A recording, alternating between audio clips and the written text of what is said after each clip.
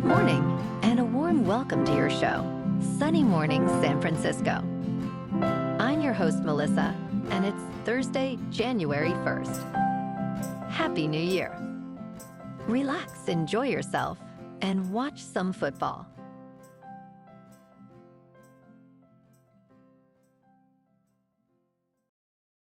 So now you know. And now, it's time for the Surf Report.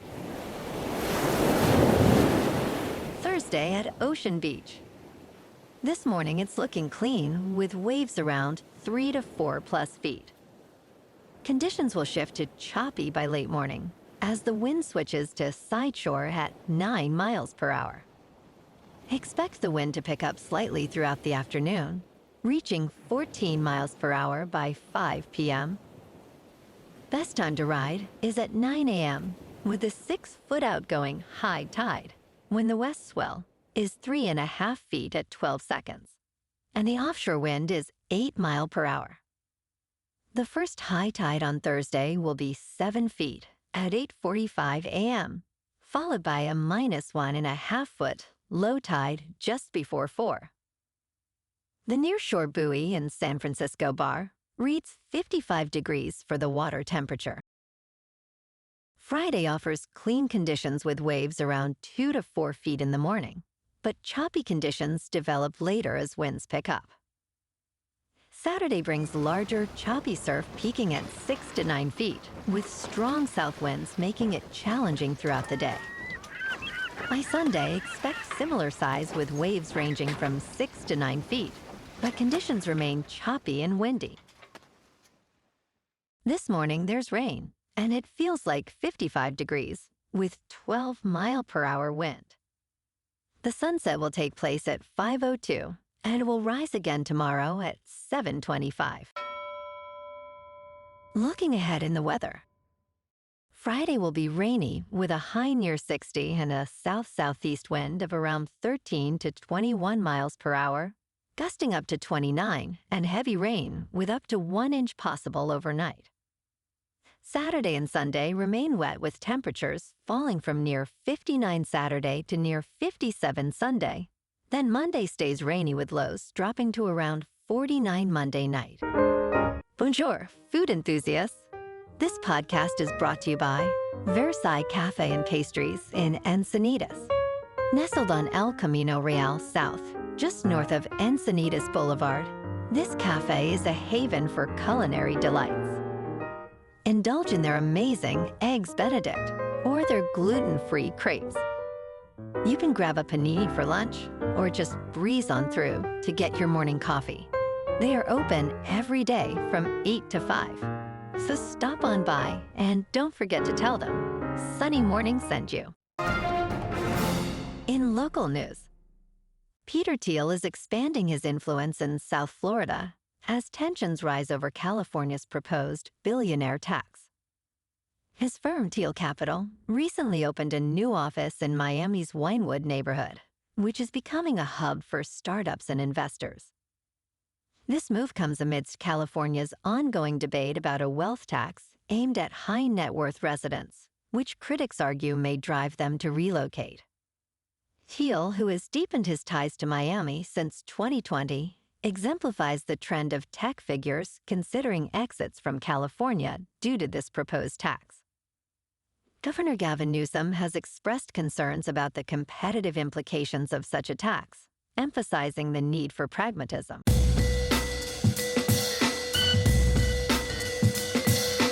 Now on to sports. In Orlando, Florida, Texas coach Steve Sarkisian was uncertain what to expect in the Citrus Bowl without 9 starters due to injury or the transfer portal. However, he was thrilled to see Christian Carter and Calic Lockett make significant contributions in a 41-27 victory over Michigan. Quarterback Arch Manning was pivotal, throwing for 221 yards and rushing for 155 yards, scoring 4 touchdowns total. Manning's explosive 60-yard run clinched the game, leading Texas to a 10-win season.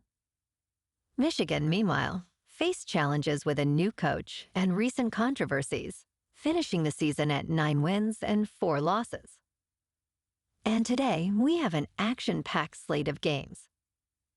Starting at 12 Eastern, number 5 Oregon takes on number 4 Texas Tech in the Orange Bowl on ESPN.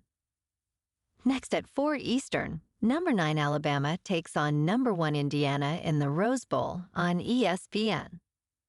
And at 5 Eastern, number 6 Ole Miss takes on number 5 Georgia in the Sugar Bowl on ESPN. In local sports, Steph Curry scored 26 points in his annual homecoming game in Charlotte, and the Warriors defeated the Hornets 132-125 on Wednesday in front of 19,685, the largest crowd ever at the Spectrum Center. Brandon Podzinski and Jimmy Butler each had 19 points for the Warriors, who have won 5 of 6 games. Luis Santos added 13 points off the bench, hitting 3 three-point shots for Golden State, which went 24 of 49 from beyond the arc. Rookie Con Newble added 20 points in his return from a one-game absence because of a sprained ankle. The Warriors led 69-64 at halftime behind 4 three-point shots and 15 points from Curry, who grew up in Charlotte and played college basketball at nearby Davidson, and appeared on the verge of blowing out the Hornets after starting the third quarter on a 10-0 run. The momentum swung back to the Warriors after Podzinski knocked down 2 three-point shots to open the fourth. Butler hit 2 free throws with 17 seconds left to seal the win. The Hornets lost despite outscoring the Warriors 56-32 in the paint. Up next, the Warriors host the Thunder on Friday night. In top news, Miami stunned Ohio State in the Cotton Bowl, reaching the college football playoff semifinals. Keontae Scott returned an interception 72 yards for a touchdown, while Carson Beck threw a scoring pass, leading number 10 Miami to a 24-14 victory. The Hurricanes, with a record of 12-2, have now won 2 playoff games to secure a spot in football's Final Four. Coach Mario Cristobal's team will face either number 3 seed Georgia or 6 seed Ole Miss in the semifinals on January 8th. This victory marks a significant moment for Miami as they seek their first national title since 2001. In business news, the tiny Himalayan kingdom of Bhutan has made a remarkable shift towards cryptocurrency, transforming its economy and reducing poverty rates. Since diversifying into Bitcoin, the percentage of people living in poverty has decreased from 28% in 2017 to 11.6% in 2022. Bhutan now holds a stash of cryptocurrency worth $1.3 billion, which is around 40% of its gross domestic product. The government has launched a national digital identity system using blockchain technology and a nationwide cryptocurrency payment system for tourists. Bhutan is positioning itself as a hub for innovation, aiming to attract the world's best minds. In crypto movement, Bitcoin is down 1% to about $88,000. Ethereum is unchanged at $3,000. And XRP is down 2% to $1.83. Moving on to a more local vibe. In our community spotlight on health and wellness, we are working with a national Pilates studio to bring you some free classes, so listen up. Check out Club Pilates, with several locations in the San Diego area. Pilates presents a comprehensive wellness approach, cultivating strength, reducing tension, and elevating mental well-being. Scientific research affirms its benefits. So now you can check out Club Pilates for a free class, with locations in Encinitas, Solana Beach, Oceanside, La Jolla, and more. Just be sure to tell them Sunny Morning sent you by. And now, back to the show. Let's talk science.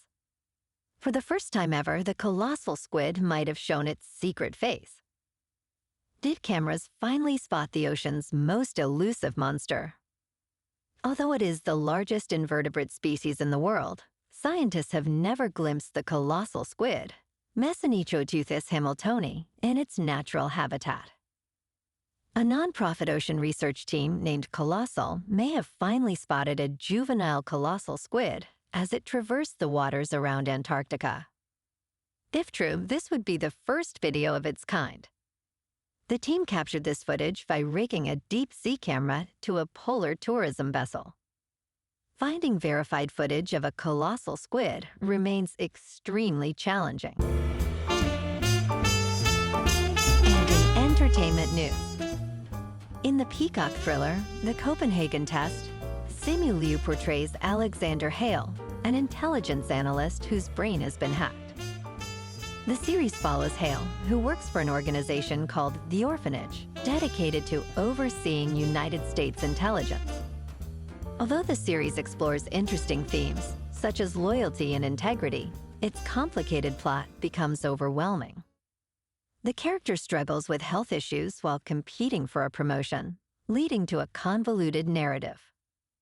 Despite its potential, The Copenhagen Test fails to deliver a gripping experience, ultimately losing momentum and interest among viewers. Well, alrighty folks, it's time for the quote of the day. And today, our quote comes from the American author and motivational speaker, Zig Ziglar. And he said, "You don't have to be great to start, but you have to start to be great." And that's a wrap for this morning. You can check out our Instagram, YouTube, and TikTok for some captivating aerial videos with local news and the surf reports. Have an amazing day, my good friends.